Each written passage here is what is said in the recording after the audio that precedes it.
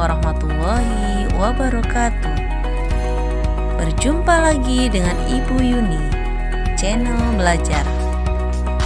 Sebelum menonton video ini, silahkan subscribe dan like, serta jangan lupa tekan tombol loncengnya. Terima kasih.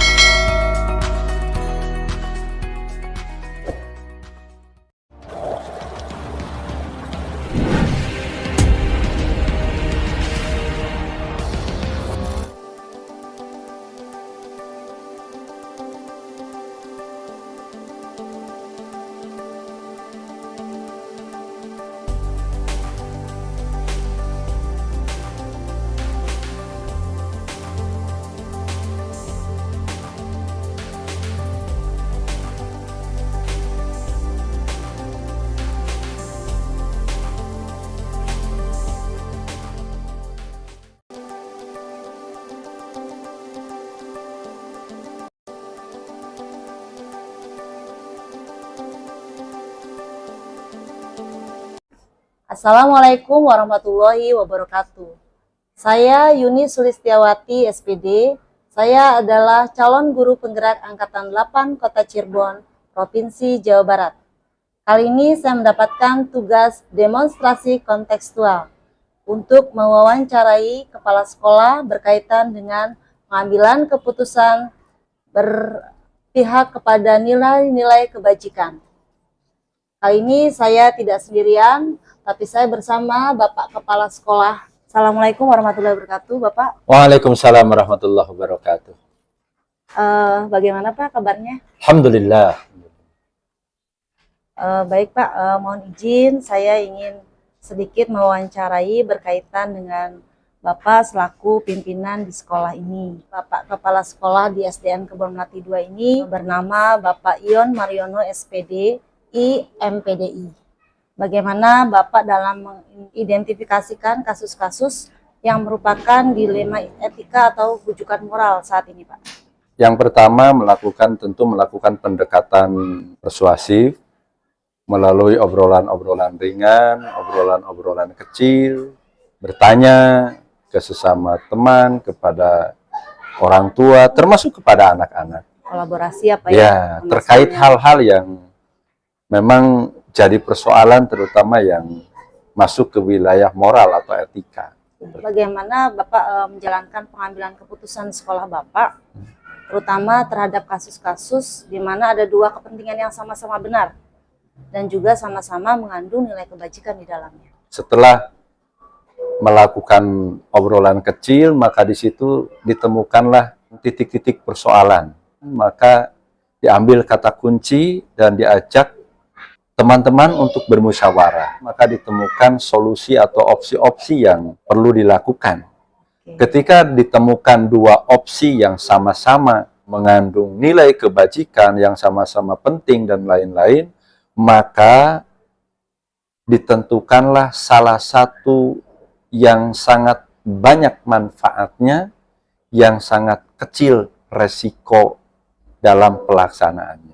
Selanjutnya langkah-langkah apa nih Pak, atau prosedur yang seperti apa yang biasa Bapak lakukan selama ini dalam mengambil sebuah keputusan? Langkah atau prosedur yang dilakukan untuk mengambil sebuah keputusan tentu yang pertama adalah identifikasi masalah, kemudian melakukan musyawarah mufakat bersama guru-guru dan staf yang ada, lalu kemudian muncullah opsi-opsi yang harus diambil. Maka diambillah opsi yang paling diterima oleh semua rekan dan paling sedikit resiko atau nilai spekulasinya, kemudian yang paling banyak nilai manfaatnya. Maka jadi keputusan bersama, bukan keputusan sepihak. Selanjutnya hal-hal apa saja nih Pak yang selama ini Bapak anggap sangat efektif dalam pengambilan keputusan, terutama kasus-kasus yang berkaitan dengan dilema etika? Yang paling penting adalah kematangan mental, spiritual, dan keberanian untuk mengambil keputusan. Tentu dalam mengambil keputusannya, seorang kepala sekolah harus banyak mempertimbangkan nilai-nilai atau hal-hal yang mengandung resiko. dan itulah yang harus diambil. Dalam hal apa saja nih Pak yang mungkin menurut Bapak itu adalah sebuah tantangan dalam mengambil sebuah keputusan berkaitan dengan kasus dilema etika? Yang penuh dengan tantangan itu ketika saya sebagai kepala sekolah harus mengambil sebuah keputusan yang bernilai konflik of interest. Artinya mundur kena, maju kena. Tetapi ketika yang di bawah sedikit diangkat dengan pendekatan persuasif dan memberi pengertian bersama, kemudian ke atas sedikit diturunkan nilainya sehingga nilai-nilai positifnya kena, maka insya Allah keputusan itu akan bisa diterima oleh semua pihak. Apakah Bapak memiliki sebuah tata kelola atau jadwal tertentu Pak dalam sebuah penyelesaian kasus dilema etika? Selanjutnya apakah Bapak juga langsung menyelesaikan saat itu jikalau ada masalah atau justru memiliki sebuah jadwal tersendiri? Kebiasaan saya, tradisi saya, atau watak jiwa saya itu ketika menemukan persoalan dan kebetulan ada di tempat, maka persoalan itu harus segera diselesaikan. Jika memerlukan waktu yang lebih, maka baru besok lusa ke depannya diselesaikan secara sempurna. Tetapi paling tidak, ketika menemukan sebuah persoalan, maka didiskusikan bersama dan diselesaikan. Kemudian apakah ada seseorang atau faktor-faktor yang selama ini justru mempermudah atau membantu Bapak dalam mengambil keputusan, terutama dalam kasus-kasus dilema etika saat ini, Pak? Sangat banyak.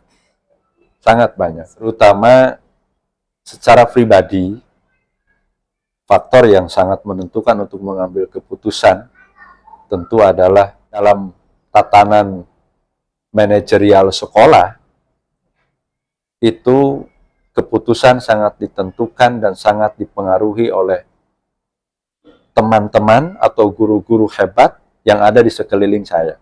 Itu sangat membantu menyelesaikan persoalan. Baik Bapak, dari semua hal yang telah disampaikan, pembelajaran apa yang bisa Bapak petik dari pengalaman Bapak dalam mengambil keputusan dilema etika? Okay. Pembelajaran yang paling penting adalah ketika mengambil keputusan, usahakan hati, pikiran, jiwa kita dalam kondisi yang tenang, yang rileks, kemudian yang berbesar hati, kemudian dikomunikasikan dengan segala komponen, stakeholder yang terlibat, yang terkait di situ, maka insya Allah keputusan itu terbaik dan akan membawa manfaat dan maslahat buat semua.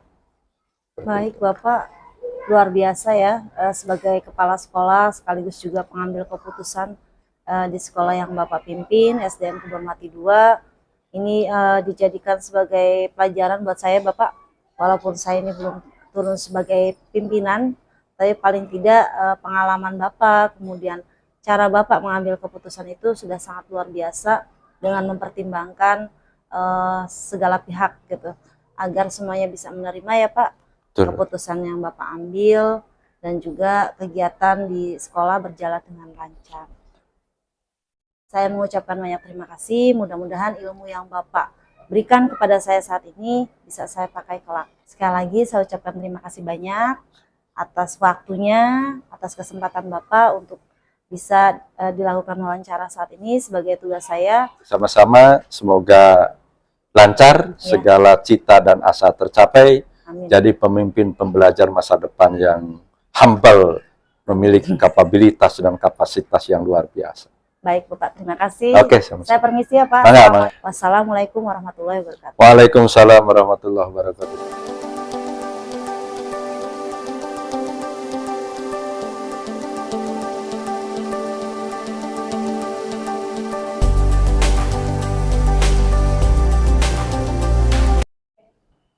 Assalamualaikum warahmatullahi wabarakatuh. Waalaikumsalam Ibu, mangga. Silakan duduk.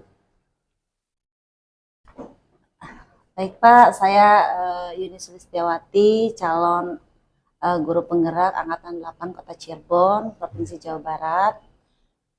Saya ingin sedikit mewawancara dengan Bapak siapa? Benar? Nama saya Muhammad Sugeng Rahmat Harja.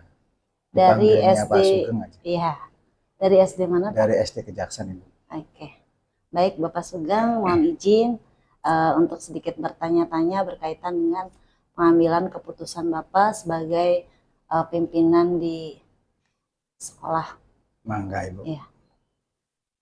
Bapak, bagaimana Bapak pada saat mengidentifikasi kasus-kasus yang merupakan dilema etika atau bujukan moral? Mungkin tidak lepas dari 3 hal yang perlu saya lakukan, diantaranya dengan cara dialog, terus diskusi dengan yang bersangkutan, dan yang ketiga mungkin mencari win solution dengan yang bersangkutan juga. Itu mungkin 3 cara yang akan saya lakukan mengidentifikasi Kasus dilema etika. kasus yang tadi. Bagaimana yang Bapak jalankan pada saat pengambilan keputusan di sekolah Bapak, terutama kasus-kasus di mana ada 2 kepentingan yang sama-sama benar dan juga sama-sama mengandung nilai kebajikan di dalamnya, Pak? Ya, terima kasih. Selama saya menjabat jadi kepala sekolah, alhamdulillah memang pernah terjadi begitu ya, Bu. Tapi tetap kembali lagi kita adakan komunikasi dengan baik dengan guru yang bersangkutan, dialog dengan yang bersangkutan juga, nanti sama-sama kalau misalkan belum menemukan solusi yang terbaik, kita mohon izinnya dengan guru tersebut, kita bicara dengan guru yang lainnya. Oke, baik, terima kasih. Lalu langkah-langkah atau prosedur yang seperti apa nih, Pak, yang biasa Bapak lakukan selama ini? Sama sih, Bu, dengan yang sekolah-sekolah yang pada yang lainnya, mungkin diantaranya mungkin kita diantaranya mungkin ya jalinlah komunikasi dengan baik dengan guru tersebut, dialog terutama, terus nanti setelah diajak komunikasi, nanti kita bersama-sama menentukan enaknya bagaimana ya untuk menyelesaikan masalah ini. Oke. Nah, itu sih. Kemudian hal-hal apa saja, Pak, yang selama ini Bapak anggap efektif gitu, Pak, dalam pengambilan keputusan berkaitan dengan kasus-kasus dilema etika ini? Ya, mungkin hal-hal yang berkaitan dengan hajat hidup warga sekolah ya. Iya. Selama itu yang perlu disegerakan, ya kita harus segera juga diadakan mencari win solusinya dengan teman-teman. Oke, baik. Kemudian hal-hal apa saja yang selama ini merupakan tantangan dalam pengambilan keputusan berkaitan kasus dilema etika ini? Hal-hal yang tantangan bagi saya diantaranya mungkin diantaranya barangkali ada yang anaknya guru yang sakit, terus guru tersebut tidak bisa melaksanakan kewajibannya. Satu sisi sama-sama penting kan ya, dia juga harus mengajar, sisi lain juga dia juga harus fokus mengurus anaknya yang masih balita sakit. Jadi ya kembali lagi sih kemanusiaan itu juga. Kembali ke kemanusiaan ya, Pak ya? Iya. Di dalamnya. Oke, baik, dalam Pak. Kemudian adakah sebuah tata kala atau jadwal tertentu dalam Bapak menyelesaikan kasus dilema etika ini? Kemudian apakah justru langsung menyelesaikan saat itu juga atau justru memiliki jadwal untuk menyelesaikan permasalahan tersebut? Bisa ada jadwal, bisa juga langsung, Bu. Iya.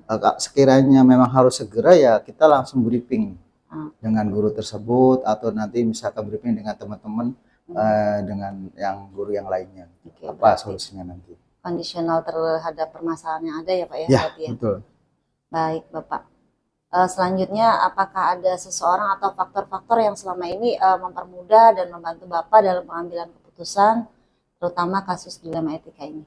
Alhamdulillah semua ada, Bu, pasti ada. Di antaranya kami punya tim guru yang hebat, selalu diajak bicara, selalu dari hati ke hati, sehingga guru tersebut juga memberikan masukan-masukan kepada saya. Saya harus ngapain nih? Kira-kira bagus enggak ini kebijakan ini untuk kita semua atau untuk guru tersebut? Jadi nggak bisa ngambil serta-merta sendiri gitu dalam mengambil keputusan, terus dibicarakan bersama-sama. Baik, Bapak. Selanjutnya, Bapak, dari semua yang telah Bapak sampaikan, pembelajaran apa yang bisa Bapak petik dari pengalaman Bapak dalam mengambil keputusan berkaitan dilema etika ini, Pak? Pengalaman yang berharga apabila keputusan itu semua menjalankan sesuai apa yang kita harapkan. Semuanya tidak ada yang merasa diberatkan. Artinya sama-sama enak lah. Iya, iya. Semuanya menerima Menerima. ya Pak keputusannya Itu Pak ya. itu yang paling Iya. saya senangkan. Luar biasa ya Pak. Pengambilan keputusan yang telah Bapak lakukan di sekolah Bapak ini sangat luar biasa sehingga bisa diterima semuanya ya Pak ya. Iya. Baik dari guru atau semua pihak yang ada di sekolah ini Iya. ya Pak. Terima kasih. Sebelumnya saya mengucapkan banyak terima kasih Bapak atas masukan Bapak, kemudian atas pengalaman Bapak yang insya Allah kedepannya bisa menjadikan pelajaran buat saya Amin. Mudah-mudahan. pada saat menjadi pemimpin pembelajaran. Ya, mudah-mudahan lancar ya Ibu Yuni. Iya, Tugas-tugasnya selesai dengan tepat waktu. Baik, terima kasih banyak Bapak atas waktunya dan kesempatannya untuk memberikan kesempatan kepada saya. Ya, sama-sama Bu Yuni. Baik, terima kasih Bapak. Assalamualaikum Waalaikumsalam warahmatullahi wabarakatuh.